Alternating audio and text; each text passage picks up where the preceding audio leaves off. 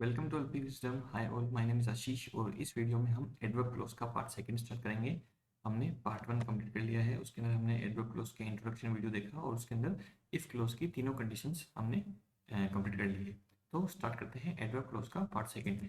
इसके अंदर हम पढ़ेंगे should, were, had conditional clauses. तो स्टार्ट करते हैं।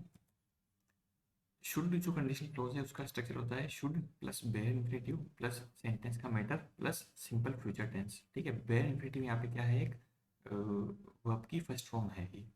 ठीक है, एग्जांपल देखते हैं। You make an appeal, people will help you. आपको इन दोनों सेंटेंस को शुड के साथ शुड के साथ ज्वाइन करना है। तो ज्वाइन सेंटेंस होगा should you make an appeal, people will help you. Should जो यहाँ पे क्या है, कंडीशनल क्लॉज का एक कीवर्ड है। मेक यहाँ पे बेयर इंफिनिटिव यानी वर्ब की फर्स्ट फॉर्म है। और पीपल विल हेल्प यू क्या है, एक सिंपल फ्यूचर का सेंटेंस है। और ये जो सेंटेंस का स्ट्रक्चर है वो अबोव डिफॉल्ट स्ट्रक्चर जो होता है उसको फॉलो कर रहा है। नेक्स्ट एग्जाम्पल देखते हैं। Should you guide the insincere students, they fill in the blanks would should will be sincere.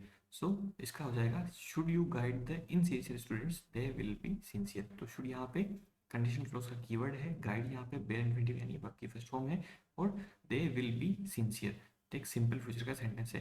अब हमें ये ध्यान रखना है कि जब भी फिल इन द ब्लैंक्स आएगा या फिर जब भी शुड से कोई सेंटेंस स्टार्ट हो रहा है तो उसके अंदर सिंपल फ्यूचर वाला ऑब्जेक्ट आएगा। जैसे इसके अंदर हमने वुड शुड विल में से हमने विल चूज किया क्योंकि यहाँ पे सिंपल फ्यूचर का आना चाहिए था स्ट्रक्चर के हिसाब से।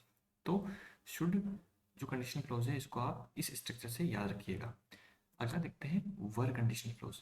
वर का स्ट्रक्चर होता है were plus subject plus adverbial sentence का matter would plus bare infinitive. ठीक है, यहाँ पे इंपॉर्टेंट बात यार ध्यान रखने वाली बात यह है कि वर के साथ वुड सेंटेंस में कहीं ना कहीं आएगा। ठीक है, तो एग्जाम्पल लिखते हैं। आई rich, I would help the poor. हमें इसको वर के साथ ज्वाइन करना है।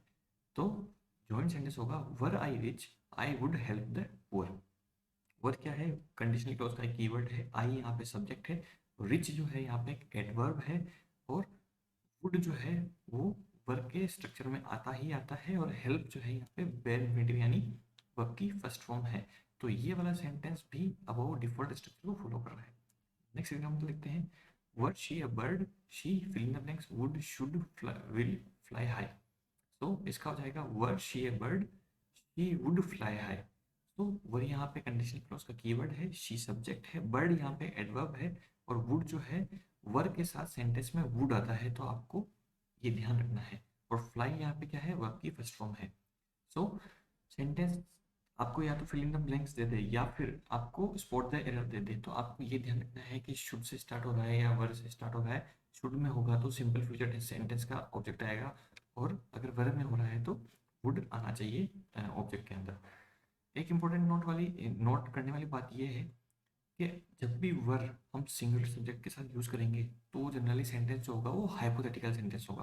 हाइपोथेटिकल सेंटेंस मतलब कल्पना वाला। जैसे नेक्स्ट सेकंड नंबर वाला एग्जांपल है कि हमने वर को शी क्या है, एक सिंगुलर सब्जेक्ट है, वर यहाँ पे क्या है, कंडीशनल क्लॉज है। जब भी हम दोनों ने इनको ज्वाइन किया तो एक ये हाइपोथेटिकल सेंटेंस है कि मतलब अगर वह लड़की परिंदा होती तो वो ऊंची उड़ान भरती। ठीक है, तो ये क्या है, कल्पना वाला सेंटेंस है। तो इसी के साथ हम नेक्स्ट मूव करते हैं हेड क्लॉज के अंदर। इसका स्ट्रक्चर होता है had plus subject plus past participle plus adverb subject sentence का matter would have plus past participle. ध्यान रखने वाली बात यह है, यहाँ पे जनरली पास्ट पार्टिसिपल यानी वर्ब की थर्ड फॉर्म यूज होगी। ठीक है, शुड, वर, हेड आपको क्रिस्टल क्लियर होना चाहिए कि उसके साथ sentence tenses as well as form of verb कौन सी लगेगी। ठीक है, शुड में हमेशा सिंपल फ्यूचर टेंस आएगा और वर में क्या होगा, वुड प्लस एक बेयर इंफिनिटिव यानी वर्ब की फर्स्ट फॉर्म होगी और हेड के साथ क्या होगा, पास्ट पार्टिसिपल यानी वर्ब की थर्ड फॉर्म और वुड हैव का एक चीज आपको दिखाई देगी सेंटेंस के अंदर। एग्जाम्पल समझते हैं। You worked hard, you would have past. ठीक है, तो हिंट मिल गया हमें, वुड हैव आ रहा है यहाँ पे, तो हमें इसको क्या करना है, हेड के साथ ज्वाइन करना है। तो ज्वाइन सेंटेंस होगा had you worked hard you would have past. ठीक है, सो यू यहाँ पे सब्जेक्ट है, हेड यहाँ पे कंडीशनल क्लॉज का कीवर्ड है, वर्कड जो है यहाँ पे पास्ट पार्टिसिपल यानी वर्ब की थर्ड फॉर्म है, हार्ड यहाँ पे एडवर्ब है और सिमिलरली वुड हैव यहाँ पे बाय डिफॉल्ट एक स्ट्रक्चर है और पास्ट जो है वो क्या है, पास्ट पार्टिसिपल यानी वर्ब की थर्ड फॉर्म है। नेक्स्ट एग्जांपल समझते हैं। Had he taken medicine regularly he would should will have been fit. So इसका हो जाएगा had she taken medicine sorry, had he taken medicines regularly, he would have been fit.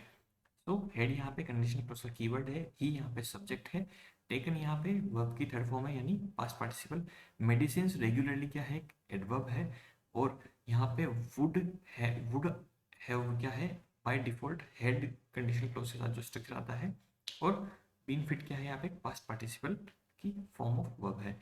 तो हमें ध्यान ये रखना है कि अगर सेंटेंस में वुड हैव आ जाए या फिर हेड आ रहा है तो हमें most of time past participle यानी वर्ब की थर्ड फॉर्म लगानी है। सो प्लीज़ आप इस वीडियो को अच्छे से रिपीटेटिवली देखिए, कॉन्सेप्ट अंडरस्टैंड कीजिए, क्योंकि क्लोजेस जो हैं अपने आप में बहुत बड़ा टॉपिक है, हर एक के अपने अपने रूल्स हैं, हर एक के अपने अपने एग्जाम्पल्स हैं। तो इसी वजह से मैं कॉन्सेप्ट और एग्जाम्पल्स दोनों एक साथ लेके चल रहा हूँ। तो क्लोजेस या फिर किसी भी चीज़ को अच्छे से समझने के लिए या फिर आपको टिप्स पे होने के लिए एक ही कंडीशन ज़रूरी है, वो है रिवीजन। रिवीजन रिवीजन रिवीजन, जितना हो सके उतना रिवीजन कीजिएगा, आपको सारी चीज़ें क्रिस्टल क्लैरिटी के साथ समझ में आ जाएगी। अल्पी विजडम के कुछ और कोर्सेज हैं, जनरल नॉलेज का कोर्स है, CSE CTS एफकेट एनडीए के लिए, इंग्लिश ग्रामर के कॉम्पिटिशन एग्जाम्स के बेचे चलते हैं, फिजिक्स और केमिस्ट्री के फाउंडेशन बेचे चलते हैं, IIT NEET as well as NDA के लिए।